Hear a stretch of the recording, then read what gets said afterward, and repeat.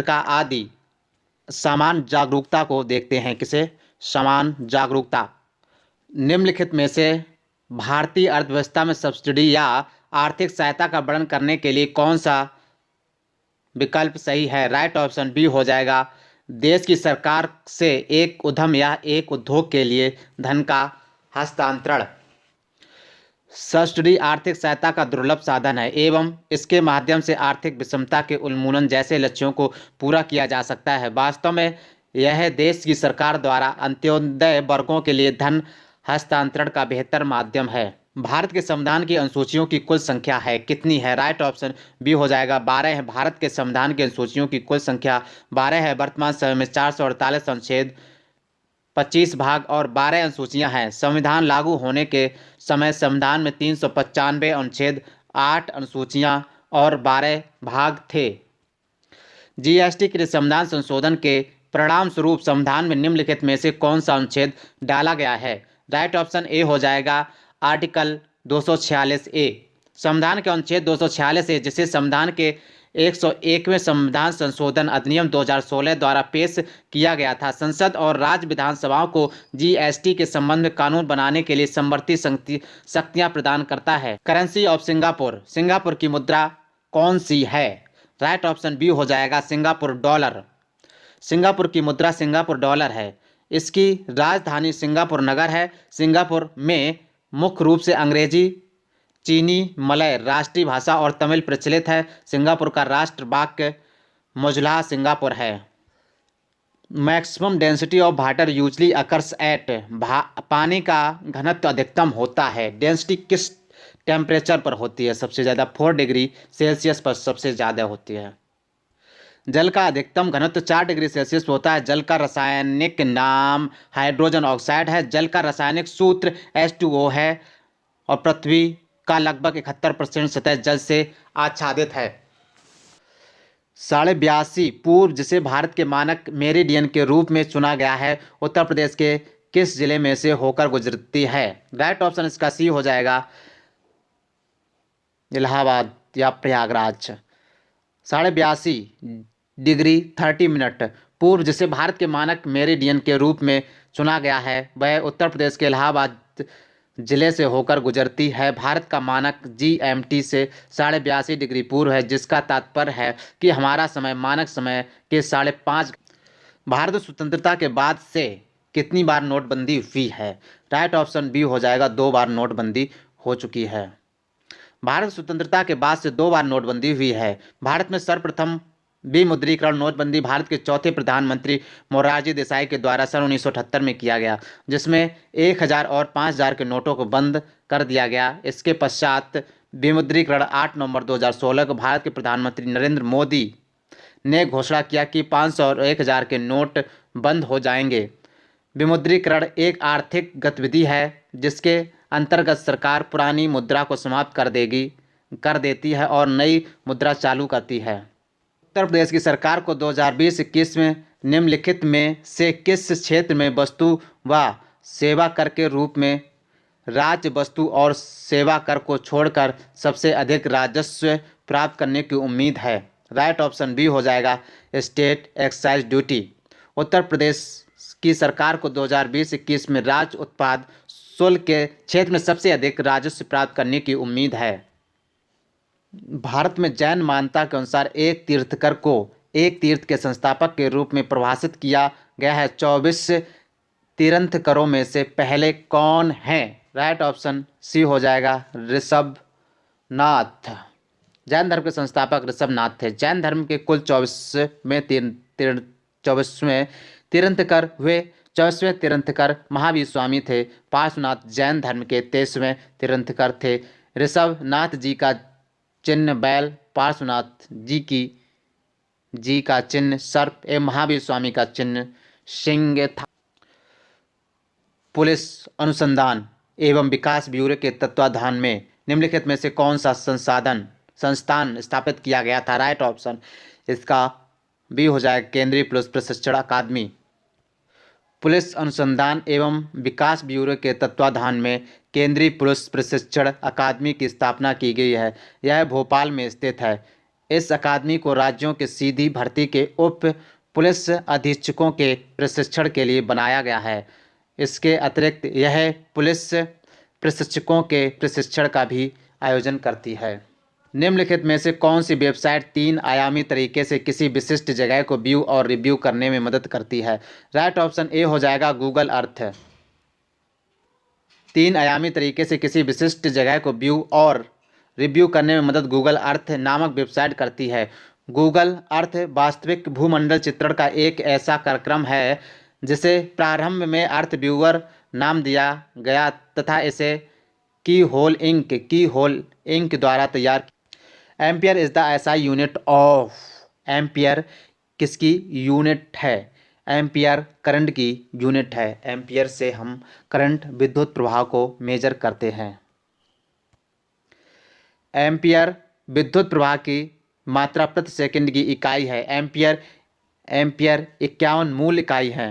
Ampere 51 मूल इकाई है और इसका नाम विद्युत चुंबकत्व को खोजने वाले वैज्ञानिक आंद्रे मैरी एम्पियर के नाम पर रखा गया है। एम्पियर वह स्थिर धारा है जिसे यदि 2 असीमित लंबाई के समांतर चालकों में रखा जाए जिनका नगण्य अनुप्रस्थ क्षेत्रफल हो और निर्वात में 1 मीटर की दूरी पर स्थित हो तो इन चालकों में 2 × 10⁻⁷ न्यूटन प्रति मीटर का बल उत्पन्न करे। निम्नलिखित में से कौन सा विटामिन B6 का दूसरा नाम है? विटामिन B6 का दूसरा नाम है पेरिडॉक्सिन। विटामिन B6 का दूसरा नाम है पेरिडॉक्सिन। बी कम्प्लेक्स विटामिन समूह के 8 विटामिनों में से एक हैं। विटामिन B6 बॉडी को फिट और हेल्दी बनाए रखने में बहुत ही लाभकारी है। विटामिन B6 हासिल करने का बेहतर माध्यम चिकन का मांस, मछली, आलू और मकई है। Vitamin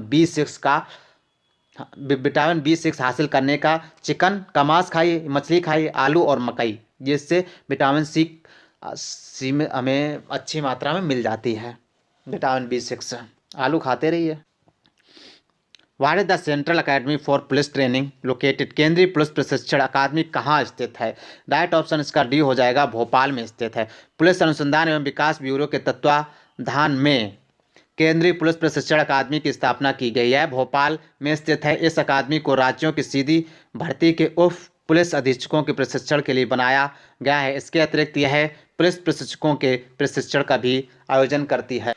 who discovered the iridium layer and also won the Nobel prize? Iridium परत की खोज किसने की और नोबेल पुरस्कार भी जीता? किसने जीता? राइट ऑप्शन डी हो जाएगा, लुइस अल्वारेज।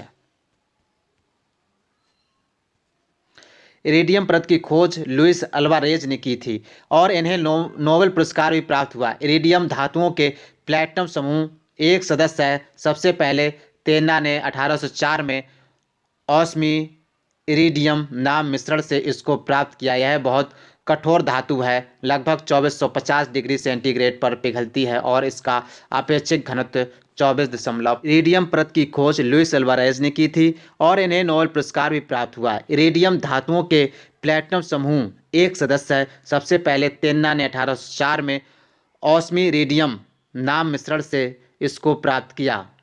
यह बहुत कठोर धातु है, लगभग 2450 डिग्री सेंटीग्रेड पर पिघलती है। 2450 डिग्री सेंटीग्रेड पर पिघलती है और इसका अपेक्षिक घनत्व।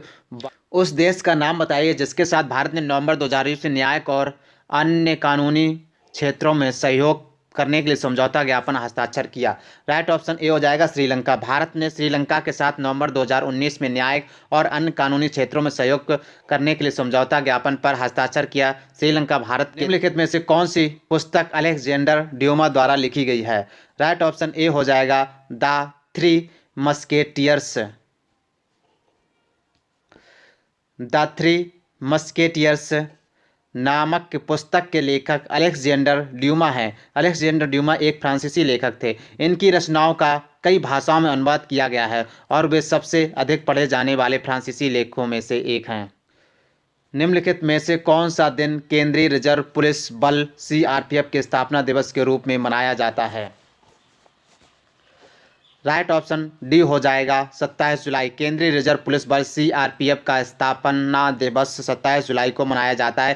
केंद्रीय रिजर्व पुलिस द्वारा बल की स्थापना 27 जुलाई 1939 को क्राउन रिप्रेजेंटेटिव्स पुलिस के रूप में हुआ। यह 28 दिसंबर 1949 को सीआरपीएफ अधिनियम के अधिनियमित होने पर केंद्रीय रिजर्व पुलिस बल सीआरपीएफ बन गया।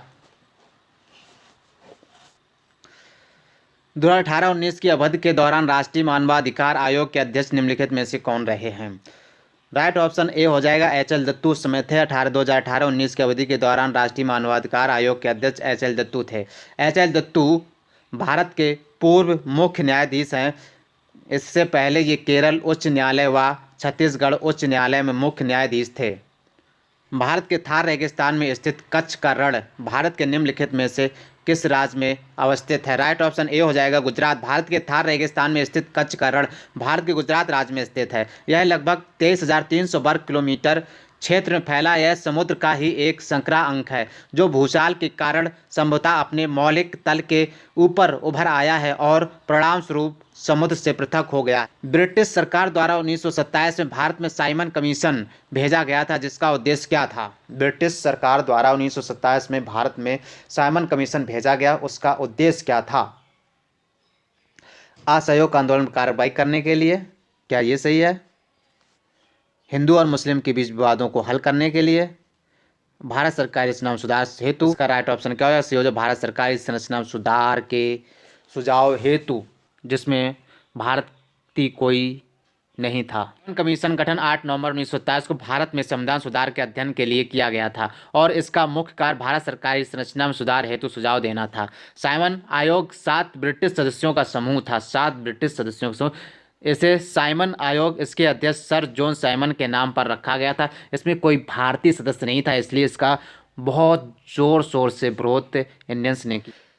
निम्नलिखित में से कौन सा प्रथम कंप्यूटर वायरस है? कंप्यूटर वायरस है। राइट ऑप्शन डी हो जाएगा क्रीपर। क्रीपर प्रथम कंप्यूटर वायरस से 1971 में रॉबर्ट थॉमस कंप्यूटर इंजीनियर्स द्वारा बनाया गया था, जो ARPANET ARPANET के मैन फ्रेम को संक्रमित कर यह संदेश भेजता था, I am the creeper, catch me if you can.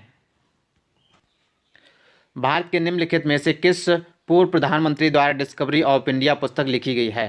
Right option D हो जाएगा पंडित जवाहरलाल नेहरू द्वारा डिस्कवरी ऑफ इंडिया पुस्तक के लेखक पंडित जवाहरलाल नेहरू हैं। पंडित जवाहरलाल नेहरू इस पुस्तक को लखनऊ के जेल में लिखा था। इनकी अन्य पुस्तकें विश्व इतिहास की झलक, मेरी कहानी, राजनीति से दूर, इतिहास के महापुरुष, राष्ट्रपिता जवाहरलाल नेहरू।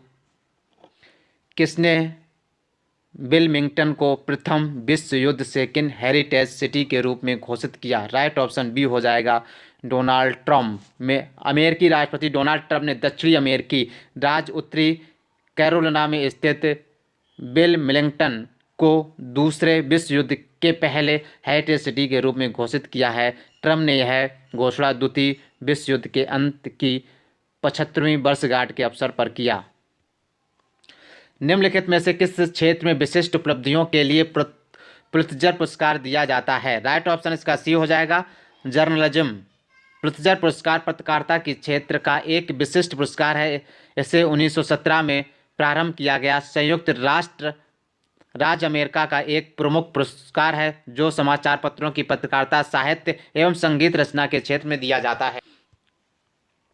निम्नलिखित में से कौन सा UPZA और LR अधिनियम का सबसे उपयुक्त पूर्ण रूप है?